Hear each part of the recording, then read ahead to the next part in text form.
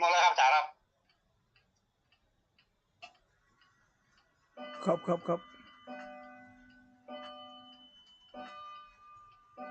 เริ่มแล้วก็ครับนี่หมดเลยครับครับอู้เลยเนาะครับพูดเลยแล้วครับพูดได้เลยเดี๋ยวผมเปิดเพลงอ่ะ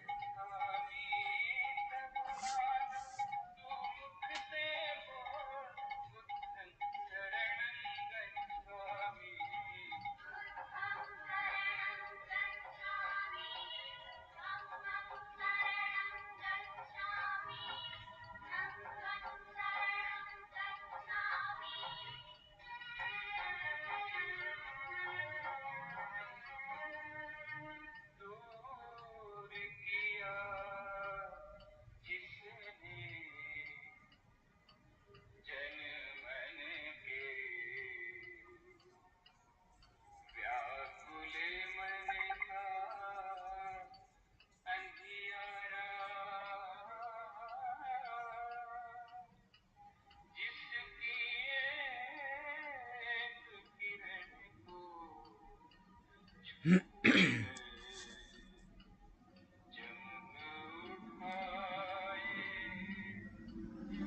ความงอกงามในธรรมขององค์พระสัมมาสัมพุทธเจ้าจะมาเกิดแก่บรรดาท่านสาธุชนพุทธบริษัททุกท่านที่ฟังรายการทานธรรมทางสงบค่ำคืนนี้เป็นคืนวันศุกร์ที่5 เดือน6เหนือ12ค่ำแรม12ค่ำวันนี้อาตมาภาพพระครูโกศลสุตตวิธาน ชื่อใหม่ก็บ่ใครคุ้นเคยต่อใดนะเพราะว่าส่วนมากก็จะรู้จักกันในนามของพระครูปลัดอุทัยรัตนปัญโยแต่นี่ก็มีพระบรมราชโองการโปรดเกล้าแต่งตั้งเป็นพระครูโกศลสุตตวิธานในวันที่25 มีนาคมที่ผ่านมาก็วันนี้เป็นรายการสดนะเนื่องจากว่าไปคารวะพระเถระชั้นผู้ใหญ่พบปะญาติโยมมากินมาตาลมาแสดงมุทิตาก็เลยบัดนี้อัดรายการสกรรมก็ขอกราบขอบพระคุณท่านพระครูสมุวิสุวัตรเมตตานะรายการสดให้ถ้าบ่อ่านนี่ไม่ได้ออกละ ส่วนมากก็จะมีการบันทึกเทปอันนี้ครับความเมตตาจากท่านอาจารย์มาตลอดญาติโยมสาธุชนทั้งหลายแถมมากี่วันละปีใหม่เมืองบ้านเฮาจะมาถึงละปีนี้ตรงกับวันที่13วันเสาร์จะถึงปีใหม่กันละแต่ทางนี้ทางนั้นก็จะเริ่มกันหดน้ำหดอย่างกันตั้งแต่วันที่11ละช่วงนี้อากาศเนี่ยร้อนขนาดนักเลยญาติโยมอากาศร้อนสุดขั้วหัวใจจังหวัดเชียงใหม่เฮานี่40 องศาจังหวัดลำปาง44 องศาร้อนขนาดนักเลยนี่คืออากาศนะที่อากาศร้อนเฮาจะไปร้อนตามอากาศเด้อสภาวะอากาศอุตุนิยามมันก็ร้อนไม่เป็นตามกาลตามเวลาแต่ถ้าใจเฮามั่นคงใจเฮาบ่วอกแวกใจเฮามั่นใจเฮาอยู่เย็นเป็นสุขเนี่ยก็เฮาก็บ่ได้ร้อนไปตามกาลตามเวลาที่ร้อนวันเนี้ยนะยังจางเป็นฤดูร้อน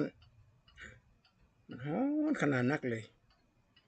อันนี้ยังดีนะประเทศอินเดียบางแห่งเนี่ย45-46 องศาเดินไปกลางถนนเนี่ยนะรองเท้าแตะเนี่ยไหนเลยนะญาติโยมมันร้อนขนาดนักเลยบ้านเปิ้นเมืองเปิ้นเวลาถึงหน้าหนาวมันอากาศก็เย็นหนาวจนเป็นหิมะเลยเนี่ยก็อดเอานะเอาน้ำเย็นเข้ารูปเพราะนั้นปีใหม่หรือสงกรานต์เป็นภาษาสันสกฤตแปลว่าการเคลื่อนจากราศีมีนเข้าสู่ราศีเมษคนสมัยโบราณเป็นฉลาดในด้านการดำเนินชีวิตสงกรานต์ขึ้นมาเพราะอันน้ำฮดกันนะเพราะมันร้อนช่วง13-16เนี่ยโอ้โหอากาศนี่โหดอากาศมันโหดเฮาก็จะต้องอาศัยน้ำฮดกันเพื่อให้ลดความร้อนลงไปทีนี้สงกรานต์เนี่ยนะเปิ้นมีตำนานเปิ้นบอกว่ามีพญาพรหมพระเจ้ามหาพรหมเปิ้นมีความสงสัยว่าราศีของคนเฮามันอยู่ด้านใดเจ้าก็บินมาหาพรหมถามไผก็บ่ฮู้สักคนในตำนานเพิ่นกล่าวไว้ว่าพระเจ้ากบินกับมหาพรหมเนี่ยก็เลยหันธรรมปรากุมารกำลังนั่งอยู่ข่าวว่าธรรมปรากุมารเนี่ยเป็นละอ่อนที่สามารถฮู้ภาษานกฮู้ภาษาหนู สามารถสื่อสารกับสิงสารสัตว์ได้ก็เลยท้าทายกันเลย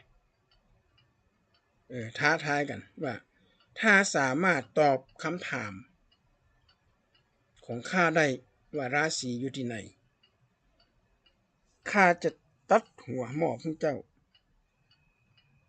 แต่ถ้าตอบมาได้เจ้าก็จะต้องโดนข้าตัดหัวพระเจ้าก็บินมาหาผมท้าทายธรรมปาลกุมารธรรมปาลกุมารก็โอ้สงสัยคงจะเสียชีวิตละงานเนี้ยบ่ฮู้จะแย่อย่างใดจะไปเปิ่งปะอาศัยไผก็บ่ได้ถามไผก็บ่ฮู้เรื่องสักคนว่าราศีเฮานี่มันอยู่ที่ใดก็เลยไปนั่งปืนต้นไม้นั่งพิจารณาคือว่าพระราศีเฮามาอยู่ที่ใด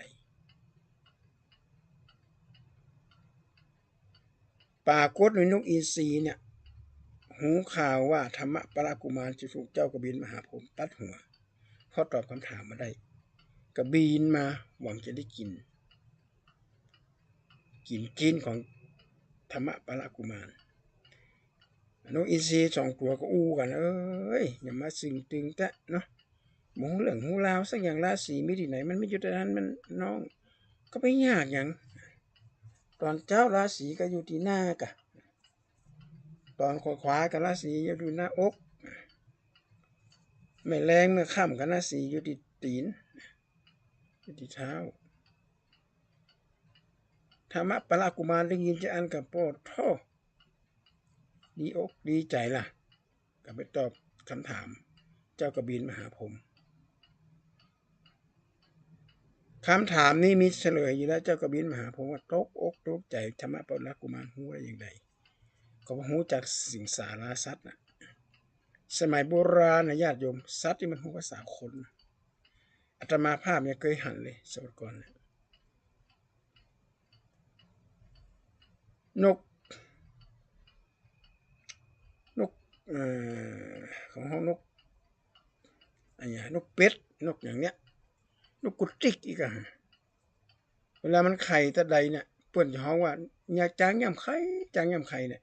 นกได้ยินมันจะวิ่งมันจะบินก็ไปหาไข่ไปหารังมันคนแต่ก่อนเพื่อจะเอาไข่นกจางย่ำไข่จางย่ำไข่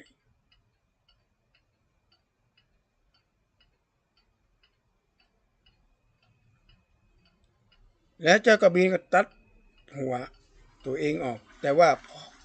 เสียนของเจ้ากระบินมหาพรหมเนี่ยเป็นเสียนที่มีความฮ้อนในพระบารมีของพระองค์ท่านตกปัตตาก็จะมีเหลือละไฟจะไม่บานไม่จองเบิ้ลก็เลยมีลูกสาวอยู่7 คนเปลี่ยนกันแต่ว่าสงกรานต์เนี่ยสงกรานต์ทุกวันนั่นมันจิตจันทร์การพูดพระทุกเสาร์เนี่ยก็จะมีนางสงกรานต์นั่นคือลูกของเจ้ากบินมหาพรหมทีนี้ราศีตอนเจ้าราศีอยู่ที่หน้าอันนี้เขาอู้ถึงปรัชญาของการเผยแพร่การอธิบายเกี่ยวกับราศีของคนสมัยโบราณก่อน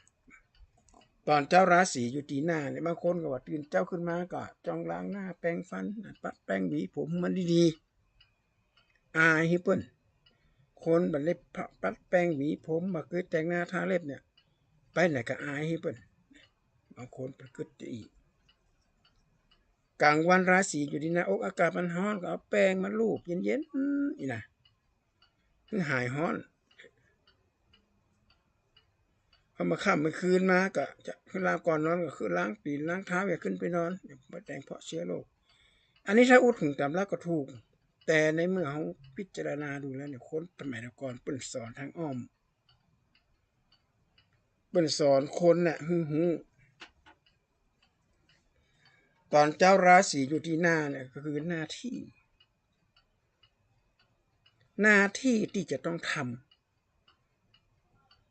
ตั้งแต่ความเป็นแม่บ้าน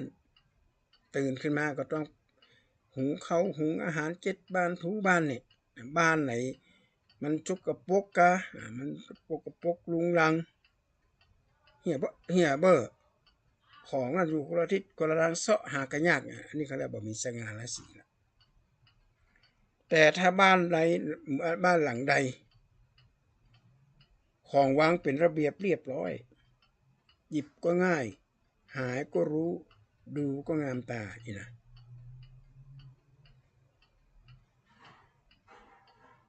บ้านหลังนั้นมีสง่าราศีอันนี้อู้ถึงแม่บ้านที่อู้ถึงเยาว์เยาว์วัยอ่ะวัยเยาว์ของเขาเนี่ยตอนเจ้าเนี่ยก็คือหมายถึงว่าเป็นวัยรุ่นเป็นวัยน้อยนี่เป็นละอ่อนน้อยจะต้องหูซักจักหน้าที่ดูเก่าแต่ละวัยเนี่ยวัยมนุษย์เขาเนี่ยมันแต่ละวัยนี่ต้องเรียนรู้ต้องศึกษาหาความรู้นักๆเพื่อที่จะเอาไปเป็นแบบอย่างเอาไปใช้ในชีวิตประจำวันยามเมื่อเป็นพ่อคนแม่คนยามเมื่อเป็นเจ้าคนนายคนแต่ถ้าไผ่คนใดตอนหนุ่มตอนเน่นมาห้ำมาเฮียนมาศึกษาหาความรู้เสียดายชาติเกิดมาแบบนี้การงานเป็นห้ำเป็นเฮียนมาเอาอย่างสักอย่างเขาแก่ตัวมากลายเป็นคนขี้เหล้าเนี่ยการงานกับแบกหามบ่สนอกสนใจเรื่องการห้ำการเฮียนตั้งแต่สมัยอ่อนละอ่อนคนนี่มีการศึกษาห้ำเฮียนแต่เล็กแต่น้อยเปิ้นฮ้องเป็นคนมีสง่ามีราศีเป็นที่ฮักของคนทั่วไปหลวงพ่อพุทธทาสบอกว่าธรรมะก็แปลว่าการกระท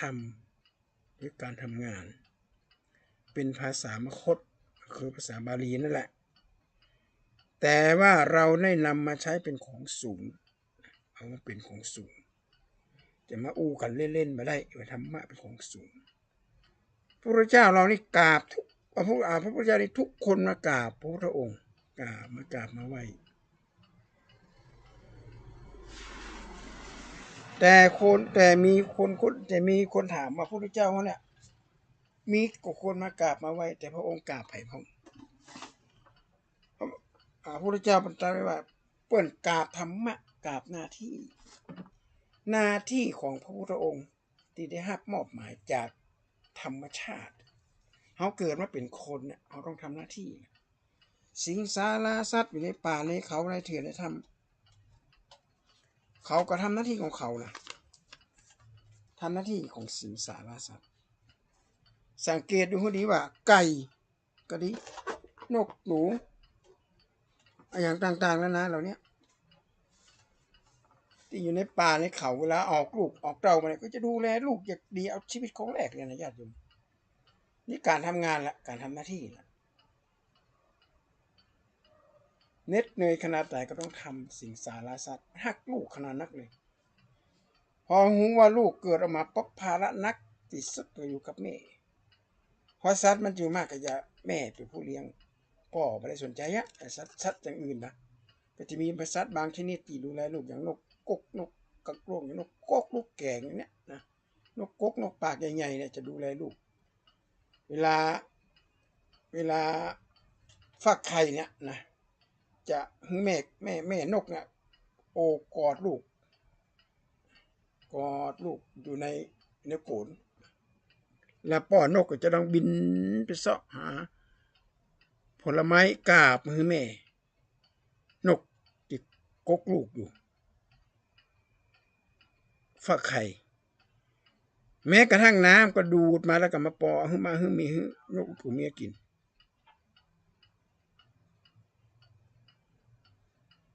อันนี้คือหน้าที่แหละหน้าที่ของสัตว์ญาติโยมแต่ถ้าเวลาตายตัวเมียตายตัวปูตายก็ดีตัวเมียตัวแม่หรือตัวแล้วตัวนึงที่บาตายเนี่ยกระโดดปิดเบือนบินไปสูงแล้วดับปีกลงมาตกลงมาคอหักแตกตายเลยเป็นสัตว์ที่หักกันขนาดนักเลยมีนกกกเนี่ยกับนกกระเรียนนี่มาถึงขั้นตายแต่ว่าจะใบยอมไปผสมพันธุ์กับไผ่เป็นเด็ดขาดถ้าผู้ผัวตัวเมียตายหรือตัวแม่ตายเนี่ยจะใบยอมก็ดีเหมือนกันเนาะนี่ธรรมชาตินะญาติโยม เพราะฉะนั้นตื่นเจ้าขึ้นมาเนี่ยคือล้างหน้าน่ะคือคำว่าล้างนี่หมายความว่าชำระชำระภารกิจในหน้าที่ของตัวเก่าให้หมดจดสดใสทำงานไม่ค้างบึดก่อนยามก่อนบึดก่อนยามก่อนไม่ได้ล่ะอันนี้หันมานักละเพราะตอนดูเราไปไปปลาไปเตือนไปเห็นหนังซีหนังห้าก็บอกไปอาณาภาพก็มีเปื้อนหลายคนสมัยเมื่อ40 กว่าปีก่อนละเป็นละอ่อนน้อยตอนที่อาตมาบัดได้บวชอยู่อาตมาเป็นละอ่อนแล้วก็จวนเปื้อนไปจนไผมาบวชไผก็บ่มามัวแต่แอวมัวแต่เล่นกันเราสนอกสนใจอะไรอย่างเงี้ยก็อยู่ไปตามยถากรรมแก่มาก็เป็นธรรมดาล่ะก็เป็นคนแก่ไปเหี้ยอย่างนี้เป็นต้นเพราะฉะนั้นคำว่าหน้าที่เนี่ยนะฮะหน้าที่นี่เขาจะต้องทำเป็นลูกก็ต้องทำหน้าที่ความเป็นลูกให้ดีเป็นพ่อเป็นแม่ก็ต้องทำหน้าที่ความเป็นพ่อเป็นแม่ให้ดีเป็นครูบาอาจารย์สอนหนังสือหนังหาก็ทำตามหน้าที่เป็นนักเรียนก็ต้องทำตามหน้าที่ศึกษาเราเรียนหาความรู้เพื่อที่จะนำไปใช้ตอนที่เป็นเจ้าคนนายคนต้องศึกษาแล้วบัดเดียวนี้บ้านเมืองเป็นยังไงของญาติโยมเราเกิดแล้วโอ้น่ากลัวขนาดน่ากลัวจะคนบ่รู้จักหน้าที่ศีลธรรมเอาของปลอมมาขายใครกับใครปลอมบัดเดี๋ยวนี้มีเห็ดจิ้นปลอมมันญาติโยมเนื้อปลอมบาร์บีคิวเนี่ยเหมือนขนาดนักเลยมันแกะแยกบอกเลย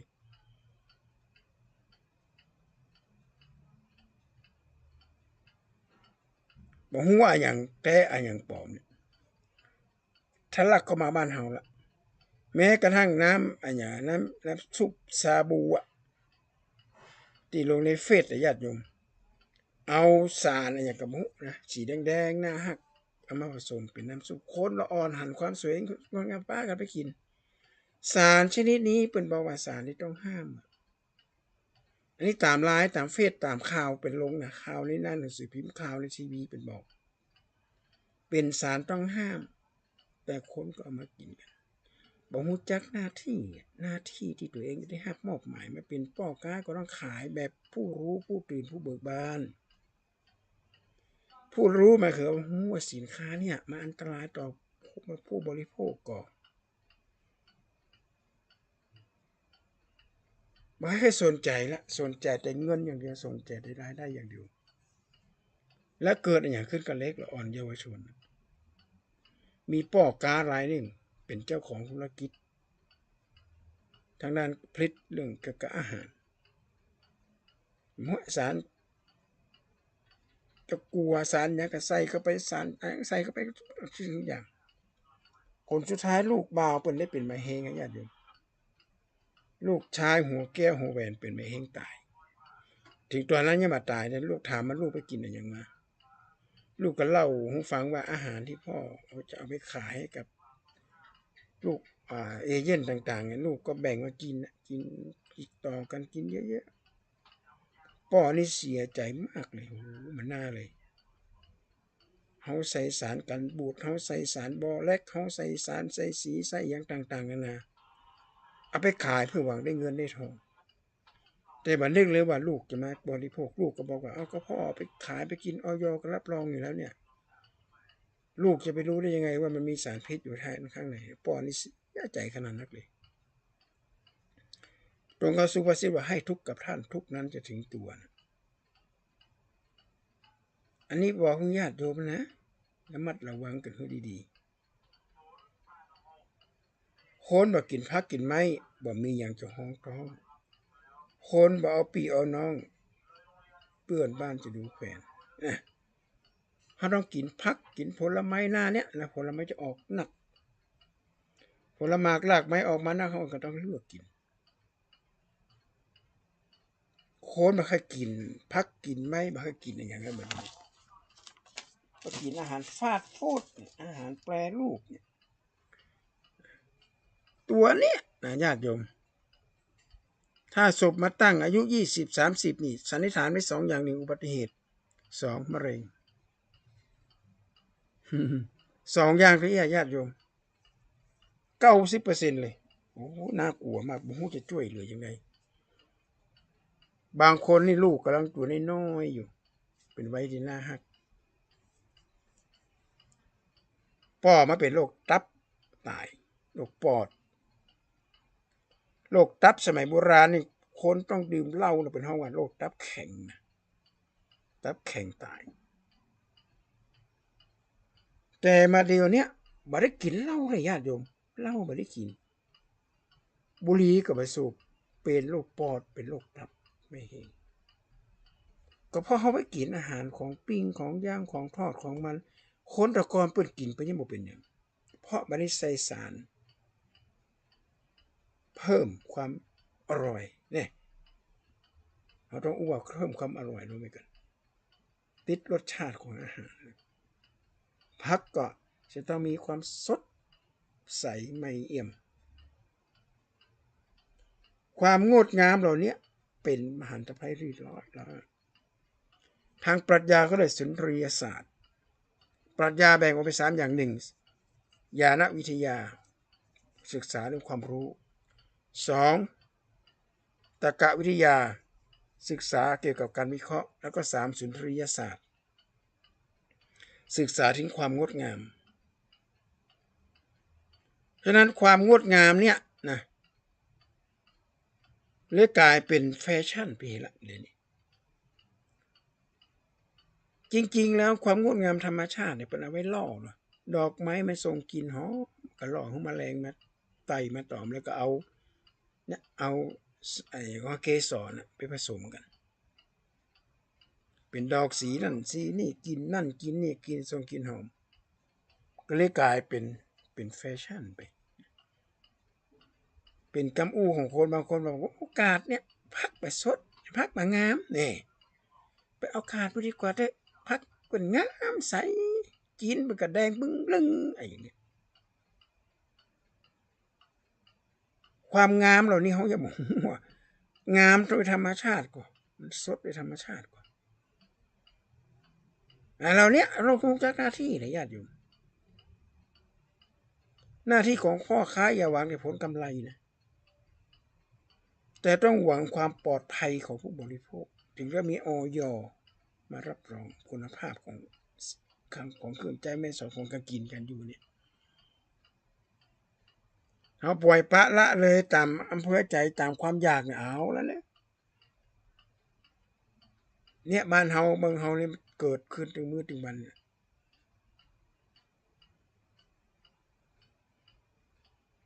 จะการแล้วก็เกือบทุกหลังคาเรือนนะญาติโยมเป็นมาเฮกันเนี่ย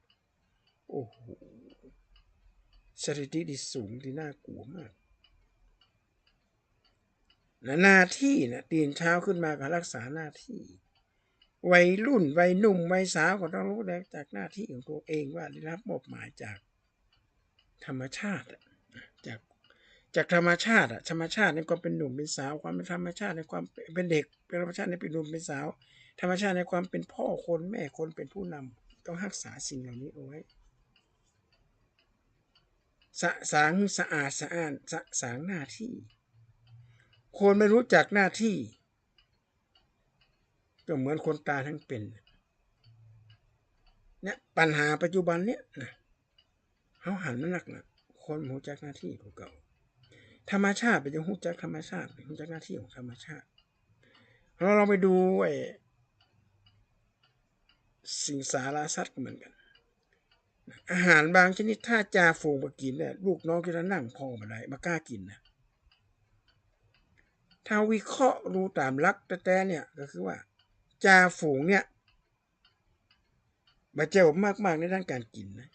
แต่ว่าเป็นผู้ที่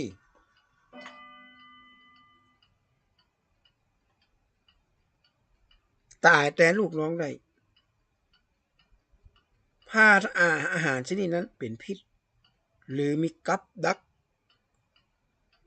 หรือมีสิ่งสัตว์ร้ายอยู่ต่อท่านลูกที่ต้องตายก่อนล่ะอันนี้หมู่เฮาก็เลยเอามาใจกัน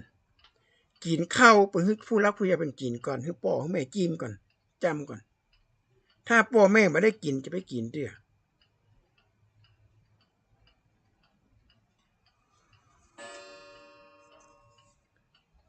เปิ้นก็เลยเอาบาปกรรมนะมาขู่ไว้จะเป็นบาปเป็นกรรมอย่าไปยะจะนั่นคนเฮาแต่ก่อน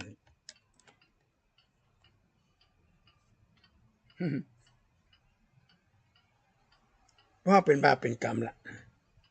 ห้ามหือใจห้ามหือทำฮึกพ่อให้แม่เป็นกินเฮียก่อนแม้กระทั่งม้านะญาติโยมม้า2แม่ลูกเนี่ยลงไปแม่น้ำไปกินน้ำเฮาจะฮู้ได้ตูเป็นตูแม่เป็นแม่ของม้าตัวนี้รู้จากการกินอาหารกินน้ำถ้าแม่ม้าลงไปกินก่อนถ้าม้าตัวใดลงไปกินอันนั้นคือแม่เกิดจระเข้มันวางให้แม่ก็ต้องตายก่อนลูกก็ต้องหนีอันนี้ญาติโยมบางคนนี่ธรรมชาตินะสอนให้คนเรียนรู้ว่าความเป็นผู้นำเนี่ยไม่ใช่ง่ายๆคนโบราณเป็นเรื่องบอกว่าทุกข์ของแม่บ้านทุกข์ของสัมภารวัดทุกข์ของเจ้าฟ้ามหากษัตริย์คนมองไม่เห็นแล้วนะแม่บ้านนี่มันจะว่าทุกข์เลยมันจะมีความสุขในญาติโยมเพราะอย่างบัดนี้ก็โทษแม่บ้านลูกเกเรก็โทษแม่บ้านล่ะพ่อบ้านนี่เพราะอะไรล่ะไปยะการยะงานเสาร์อาทิตย์ก็ได้หยุดได้พักได้ผ่อนไปหันไปนี่แต่แม่บ้านนี่ไม่ได้หยุดเลย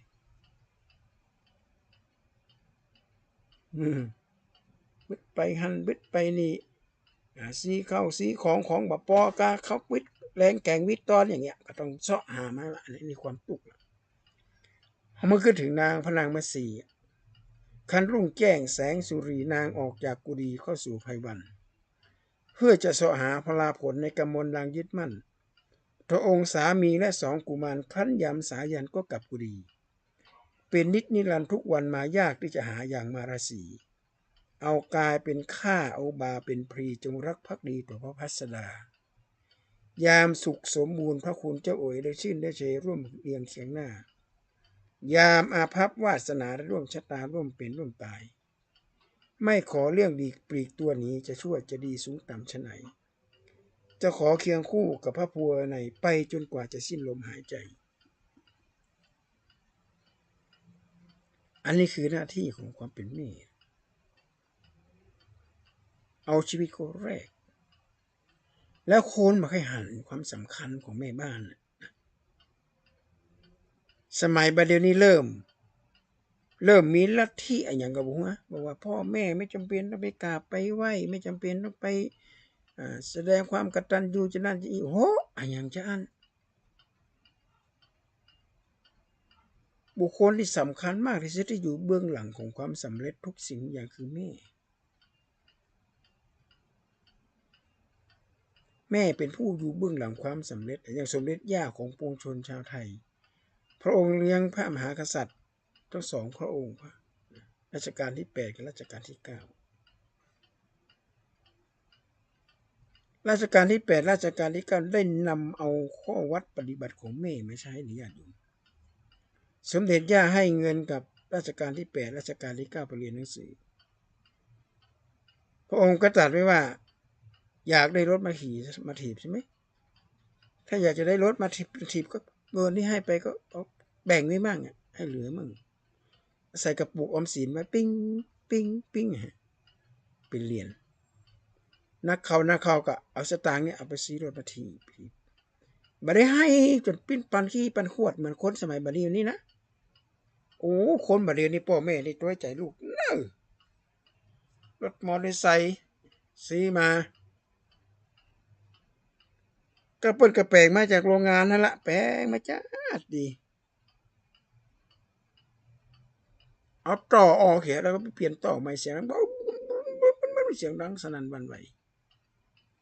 บางทีจะมาเก่งมากล้าขับรถนี่ยังก็จะรวด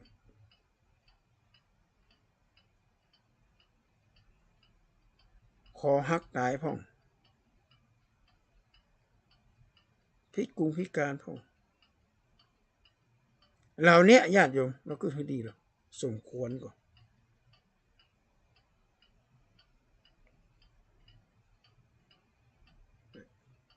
สมเด็จย่าไปสอนลูกปดีขนาดนักเลยอยากได้อย่างนี้จะต้องเก็บหอมรอมริบรู้จักมันขยันศึกษาในยามเด็กในญาติโยม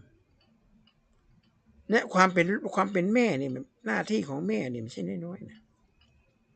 เนี่ยทุกข์ของแม่บ้านเนี่ยโอ้ทุกข์นักคนเมืองไปด้วยคนแม่เขานี่สุดยอดจริงๆเลี้ยงลูกเขาเองจากนม2 เต้าสาเลือดผสมน้ำนมแต่นเข้าเลี้ยงดูหมูเฮาลูกน้อยลูกเข้าสู่คันบรรดาเรียบร้อยกระตุกบ่น้อยในเฮา3 เดือนตะกบแม่นั่งปกเหงาหาที่บรรทมาตึ้งมาได้โอ้3 เดือนมันใหญ่แล้วลูกจะกินอย่างลงต้องลงใส่แม่กินลงไปละ5 ต้นคือแพ้ท้องเลย6 เดือนมาแผ่วแม่ยังมาป้นนั่งหลังปวดก้นเจ็บเอว9 เดือนไม่นับ10 เดือนมาแผ่วปวดหลังปวดเอวลำบากแต่ใบจะกินอย่างลงต้องลงใส่กลัวลูกตั้งในแสบฮ้อนเตียวย่างลงดินแม่กลัวสะตอนลูกกลัวลูกหลังค่อนนอนงอยามแม่เจ็บท้องกำเนิดเท่าหนอแม่นั่งนอนงอออกมาเลยเจ้าโอ้ยมันปวดคนสมัยก่อน2 มือแม่สวามสะอาลูกเต้าเกิดมาตะนุงยาลูกหักเจ็บแข้งเจ็บขาเจ็บหัวเจ็บแข้งเจ็บขาเจ็บหลังแม่นักจิตแสนจะกั้นทรมานลูกออกมาแล้วแม่ยังเนี่ยการทุกทรมานกับเปื่อลูกเต้าสาเลือดผสมน้ำนวลแต่เขาแม่บอกกึดเอาอย่างนักแม่ขอแต่เพียงหญิงชายลูกหักเลี้ยงดูแม่ตอนเท่าชราแม่ขอลูกน้อยนั่งคอยปิดตายาแม่เท่าชราปีตา2 ข้างปีตา2 ข้างอันนี้หน้าที่ของพ่อแม่เป็นลูกของแม่บ้านไผบ่ฮู้บ่หารนะญาติโยมโอ้ลำบากลำบนเด้อเข้าวิทย์แรงแก่วิทย์ตอนโตแม่บ้านล่ะอ๋ออันนี้มันเป็นลูกไผนี่ฮะบ่สั่งบ่สอนน่ะเพราะฉะนั้นอ่อนเยาวชนนี่อย่างวัดพระสิงห์เขาก็จะบวชเนนภาคฤดูร้อนถึงวันที่13ตอนนี้ก็เลี้ยงอาหารมีอาหารเพลอย่างน้ำปานะอย่างเลี้ยงละอ่อนเข้ามาบวชแล้วเหมือนกับคนที่ผ่านการฝึกกันอบรมมาอย่างดีเป็นระเบียบเรียบร้อยเดินเป็นระเบียบนั่งเป็นระเบียบนอนเป็นระเบียบตื่นเป็นระเบียบเข้าไปกินอาหารการกินก็เป็นอย่างระเบียบ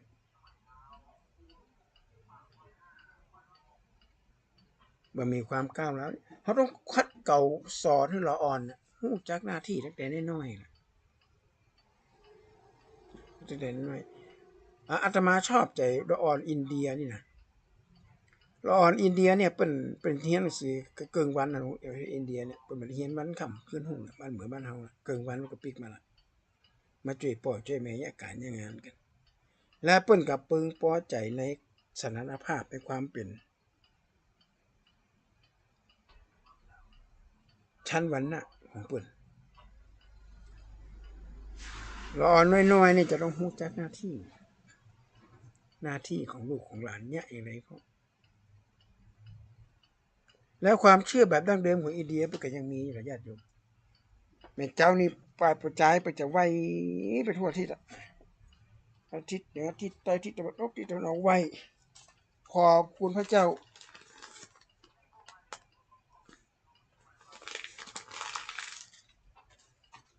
ขอบคุณพระเจ้าคือพระพรหมนี่แหละไว้ไว้ที่ถึง8 ถึง 6ที่6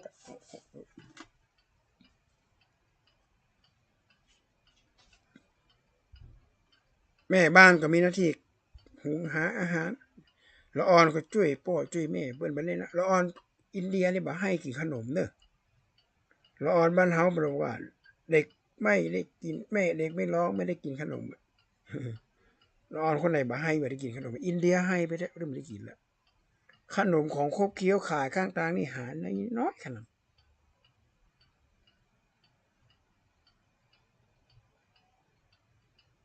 แทบจะบ่มีเลยนะมีว่าเป็นจุด ละอ่อนเนี่ยบ่มีละจะไปกินอาหารกินเล่นกินอย่างเพราะฉะนั้นคนอินเดียสุขภาพไปเลยสมบูรณ์นะญาติโยมมาใครมีโรคภัยไข้เจ็บอย่างนั้นนะร้อนบ้านเฮามาเลยนี่โอ้โหโรคภัยไข้เจ็บมาละเป็นโรคภูมิแพ้โรคขาดสารอาหารลูกคนรวยได้โรคขาดสารอาหารเป็นยังไงก็เพราะไปกินอาหารประเภทฟาสต์ฟู้ดที่มามีเกินสำเร็จรูปพอกินก็แล้วเป็นยังไงล่ะมันมีสารอาหารนะกินของหอมไปด้วยเครื่องเทศหอมไปด้วยสารบอแลกอะไรอย่างต่างๆนั่นนะก็กินเข้าไปผสมเข้าไปกินเข้าไปแล้วก็กินติดต่อกัน2 วัน 3 วันก็ไปสะสมในร่างกายพอสะสมเป็นร่างกายก็เป็นอนุมูลอิสระล่ะนี่หน้าที่ตื่นเจ้าขึ้นมาหมายความว่าเป็นละอ่อนน้อยก็ต้องรู้จักหน้าที่เป็นแม่บ้านก็ต้องรู้จักหน้าที่นอนเล็กลูกเจ้าหูเจ้าจัดแจกมันพอก็แยงสลีเสื้อผ้าถึงสายอารุณลุ่มคุณวันหน้าหื้อตัวลงยาลูกเจ้ายาจ่าปากแข็งกำแหงนเล้าหื้อตื่นก่อนเจ้าสามีหื้อมันชำระช่วยล้างคัดสียอดนารีดังไฟนึ่งข้าวดังไฟนึ่งข้าวไม่ใช่มานั่งเป็นคุณนายแว่นห้องนี่นะปะแปรงหวีผมไม่ผมจะนั่นจะนี่อ้าวเข้ายังไม่ได้หุงเดี๋ยวเข้าไปได้นึงเดี๋ยวเข้าไปได้มาเอาแล้วตอนเดือปินโตจะบินออกจากหน้าต่างล่ะมิ่งใจบดีอารมณ์บดีอันนี้ตุกของแม่บ้านนะตุกของสัมภารวัดราชาถ้าแปลแต่แปลว่าผู้มีธุรีอยู่บนศีรษะธุรีนะที่นี้หมายถึงพระราชกรณียกิจต่างๆนะญาติโอ้โหไปเจอน้อยๆโคนทั่วประเทศลงพระปรมาภิไธยแต่ละวันนี่ต่อไหร่พระราชกรณียกิจ365 หรือ 366 วันทั้งปีสถาบันพระมหากษัตริย์เปิดเหมือนกันมีวันหยุดเลยวันเสาร์วันอาทิตย์เปิดหยุดพอพักผ่อนอยู่บ้านอยู่จองในพระองค์มาได้ล่ะมีการที่ไหนมีปัญหาน้ำท่วมกะไฟไหม้กะมีปัญหาอย่างต่างๆนานาเนี่ยพระองค์จะนำถุงยังชีพไปแจกจ่ายให้เจ้าบ้านเจ้าจองนำเข้าของอาหารเครื่องใช้อย่างต่างๆ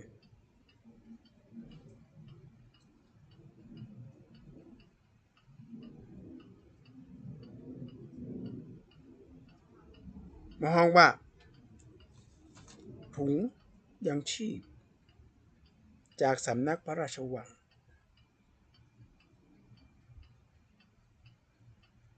เพราะนั้นพระมหากษัตริย์เนี่ยนะฮะจึงเป็น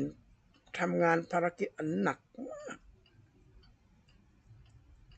เป็นผู้ที่ทำงานหนักมากคนมหูอิโนอิเนกับป้ากันไปจับจ้วงสถาบันซึ่งเป็นที่ฮักของปวงชนชาวไทยญาติโยมเฮากินเฮาอยู่เฮามีที่ดินอยู่มีบ้านอยู่บัดตกเป็นเมืองขึ้นของไผเฮาเป็นเอกราชมาตลอดในสมัยตั้งแต่ราชวงศ์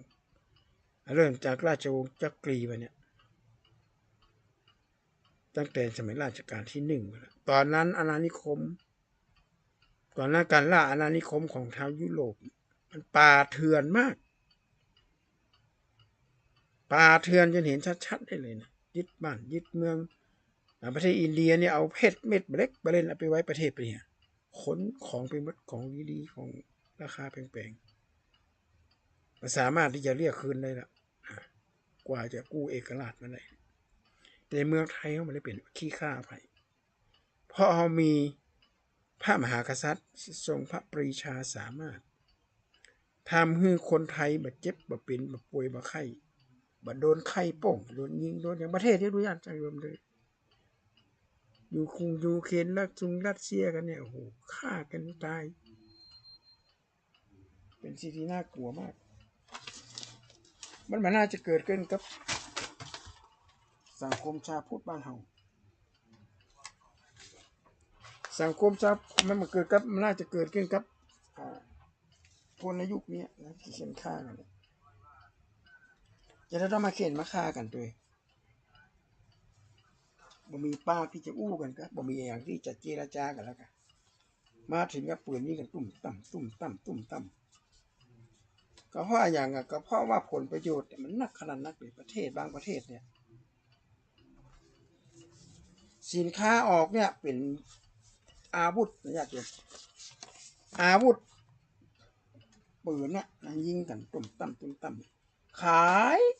ราคาได้กำไรเข้าประเทศหลายร้อยหลายพันหลายหมื่นหลายแสนล้านจะเคยถามก็ว่าคนตายไปกี่คนนะผลิตออกมาเนี่ยถ้าดวงวิญญาณของคนที่ตายเนี่ยฟื้นมาอะไรมันจะถามละว่าจะได้ต้องมีการเค้นฆ่ากันผลิตอาวุธปืนขึ้นมาเนี่ยผลิตขึ้นมาก็เพื่อจะมาฆ่าคนเนี่ยนะเฮาป้ากันไปติฉินนินทาว่าการศึกษาไทยมันล้มเหลวนะไม่เหมือนเมืองนอกไม่เหมือนยุโรปการล้มเหลวของการศึกษาคือการฆ่าคนศึกษาเพื่อมาฆ่าคน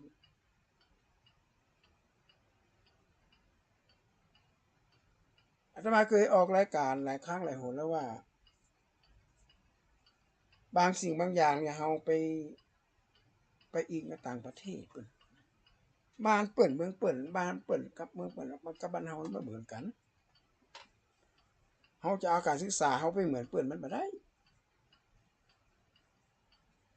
ขาดความเคารพความกราบไหว้แล้วเดี๋ยวนี้จะเริ่มมีคนสอนละจุละอ่อนละไปกราบอีหยังอาตมาภาพจำได้ว่าสมัยแต่อาตมาภาพเป็นละอ่อนน้อยถ้าเวลาครูประจำชั้นหรือครูไหนก็จ้างในโรงเรียนที่อาตมาเรียนอยู่เนี่ยเปิ้นผ่านมาเนี่ยจะต้องยืนเคารพครูถ้าบ่มีใครเคารพครูเนี่ยมันจะน่าเสาธงครูไปจะด่าเลยไปจะว่าเลยไม่มีความสำนึกไม่มีเคารพในครูบาอาจารย์ขนาดเปิ้นนอกโรงเรียนเนี่ยญาติโยมก่อนนี้เปิ้นมีแต่นะเคารพครูเวลาครูผ่านเจอหน้าครูที่ไหนก็ต้องทำความเคารพสิ่งเหล่านี้เป็นการเพาะความงอกงามให้กับละอ่อนน้อยเยาวชนเพื่อรู้จักหน้าที่ของตัวเก่า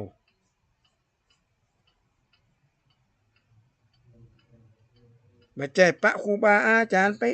ไปจ้าเหมือนกับเป็นเพื่อนเป็นญาติเป็นอย่างนั้นมาใจครูมีหน้าที่สอนพ่อสอนผมเพราะพ่อผมจ้างโอ้โหพ่อผมจ้างมาสอนเต็มเม็ดเต็มหน่วยไม่เป็นละบุญคุณไม่มีกันและกันละว่าอย่างนี้เลยนะโอ้โหน่ากลัวญาติโยมน่ากลัวมากคนยุคนี้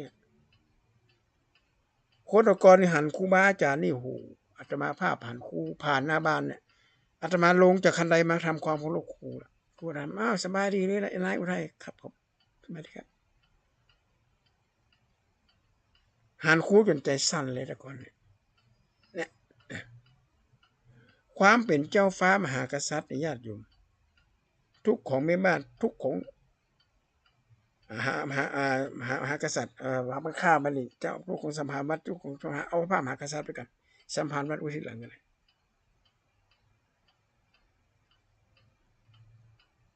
เขาสังเกตดูนี้ว่าพระมหากษัตริย์ที่กู้บ้านกู้เมืองเขาอย่างพระเจ้าตากสินมหาราชใจระบบเผด็จการนะถ้าสมมุติบ่สามารถที่จะบ่สามารถจะตอบโต้กับฝ่ายตรงกันข้ามได้เนี่ยตีเบื้องมาแตกเนี่ยห้ามกินข้าวทุกหม้อข้าวหม้อแกงกันทิ้งเลย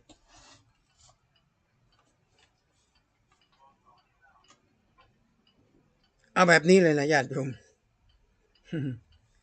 ว่าจะได้มาเปลี่ยนเมืองไทยเมืองแห่งความงดงามไปในวัฒนธรรมแม้กระทั่งเรารัฐพงษ์ไพบูลย์เนี่ยเป็นเรื่องบอกว่าผมดำสวยมวยม้วนล้วนแซมดอกซึ่งบ่งบอกประเพณีที่ยึดถือชาวล้านนางามจริงยิ่งคำลือทั้งใจซื่อไร้มายาวาจางามเนี่ยเขาบอกวาจางามนี่ก็คือสิ่งเหล่านี้นะล่อหลอมจิตใจละอ่อนน้อยให้เป็นคนมีค คนเฮานี่มีกิริยามารยาทคนไปเห็นหนังสือหาต่างบ้านต่างเมืองปีกมาเนี่ยบ่ใครเคารพพ่อเคารพแม่ล่ะเริ่มมีปฏิกิริยาก้าวร้าวล่ะไอ้ว่ายังไม่ได้ตาขวางเขาเสร็จละบ่กล้าบ่ไหวกันละการกราบการไหว้พ่อไหว้แม่ไหว้บรรพบุรุษเนี่ยเปิ้นถือว่าเป็นไซโคโลจีนะเป็นจิตวิทยาละอ่อนละอ่อนนะครับว่า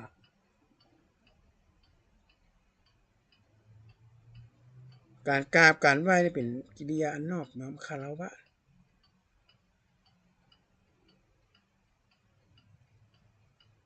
ศิกขาคารวะโตเคารพต่อการศึกษาปฏิสันฐานคารวะโตเคารพต่อการการเจรจาสังฆคารวตาเคารพต่อพระสงฆ์ธรรมคารวตาเคารพต่อพระธรรมพุทธคารวตาเคารพต่อพระพุทธเจ้าคนมันลืมกันละอริยหันตปัญโยครอบงำละอ่อนเยาวชนมันเฮาดูกะประเทศใหญ่ๆเนี่ยยิ่งใหญ่ก็ยิ่งหันแก่ตัว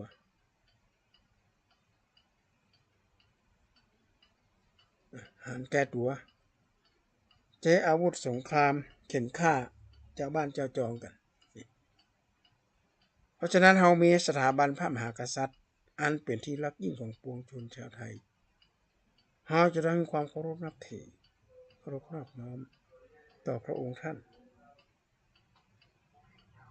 อย่าไปเชื่อคนอื่นที่มาปลุกระดมโดยที่เขาบ่ฮู้บ่หันอาตมาพิเคราะห์มาหลายครั้งแล้วโอ้อาตมาบ่จี้กับไผเด็ดขาดเลยสิ่งที่อู้มานี่บ่มีความจริงสักอย่างเลยจาบจ้วงพระองค์ท่านบ่มีความจริงเลยไปใส่ลายป้ายสีสถาบันนี่ล่ะนะ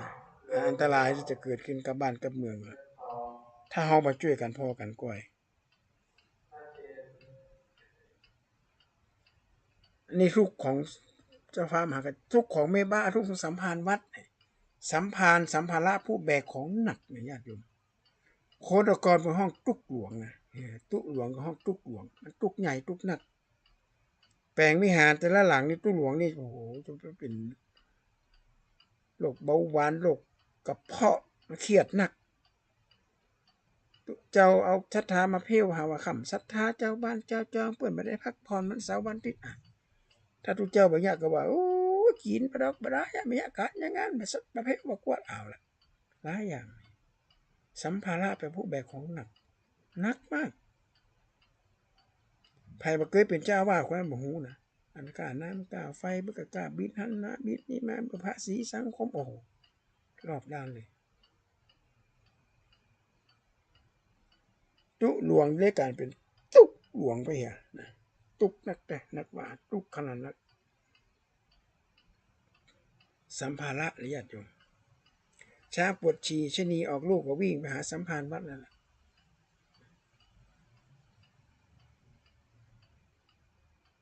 นี่มาพ้นเรื่องความทุกข์ต่างๆนานาเหล่านี้เพราะฉะนั้นตอนเจ้าราศีอยู่ที่หน้ากลางวันราศีอยู่นั้นที่ดูที่หน้าอกกลางวันราศีอยู่หน้าอกหมายความว่าในฐานะที่เป็นผู้กลางวันคือว่าเป็นผู้รักผู้ใหญ่ละเป็นเจ้าคนนายคนละต้องน้ำจิตน้ำใจเขาลูบหน้าอกเอาไว้อย่าไปปากหนักอย่าไปด่าลูกน้องอย่าไปมีอารมณ์ฉุนเฉียวเนี่ยหัวอกของผู้นำเนี่ยตอนบ่ายราศีอยู่ที่หน้าอกคือหน้าอกคืออกเขาอกเราไม่ใช่อู้กะว่าขนาดท่านี่เป็นผู้นำมายิงยะโสโอหัง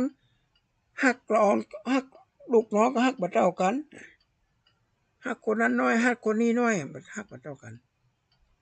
ลำเอียงอย่างนี้เป็นต้นราศีที่หน้าอกตอนค่ำราศีอยู่ที่เท้าก็หมายความว่าค่ำแล้วจะไปเที่ยวนอกบ้านไปกินไม่เอวนั่นแหละยุคนี้บัดเดียวนี่สำยิ่งเลยญาติโยมห้องเอเนี่ยอากาศไม่ได้ถ่ายเทนะ มันก็เวียนไปเวียนมาเกิดเข้าไปแอบปุ๊บก็ในขับในบาร์มีคนเป็นโควิดติดคนนึงอ่ะเชื้อกระจายไปเลยแม่บ้านหมูเรื่องหูราวอยู่บ้านไปติดโควิดนี่ล่ะติดจากไหนติดจากในผับในบาร์อันก็ติดจากในผับในบาร์ล่ะเพราะไปกินไปแอบเล่นเพราะฉะนั้นคนที่บ่แอวมาค่ำมาคืนเป็นคนมีสง่าราศีไปกินของบูดของเน่าไปกินจะปะอย่างกับอาหารการกินในผับในบาร์เขาบริหารเมาเหล้าอ่ะบางคนกินแล้วเมาโอเอลแล้วไปกินเมาแล้วสปะเปิดนั้นอย่างฮือก็กินหมดสตุ้งสตางค์ควักจะบ่รู้สึกตัวละบัดเดียวซ้ำยิ่งนี่มียาเขาเรียกว่ายาใจกล้า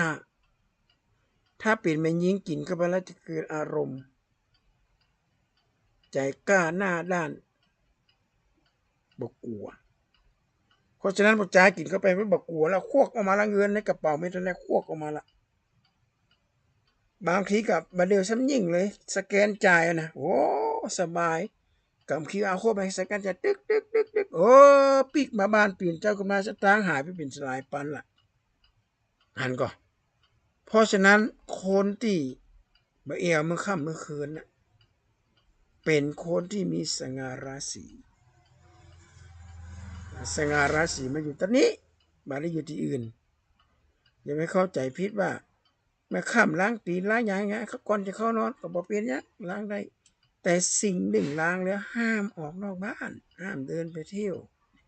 คนโบราณเป็นฉลาดในด้านการสอนละเอกละอ่อนสอนละเอกละอ่อนสอนคนให้รู้เขาก็ไปตีความกันเยอะนะตีความกันเป็นค่ำแม่คืนน้ำลุกไปเอวห้ามก็ให้แม่ค่ำแม่คืนให้ล้างได้ล้างอย่างก่อนนอนก็แม่นละ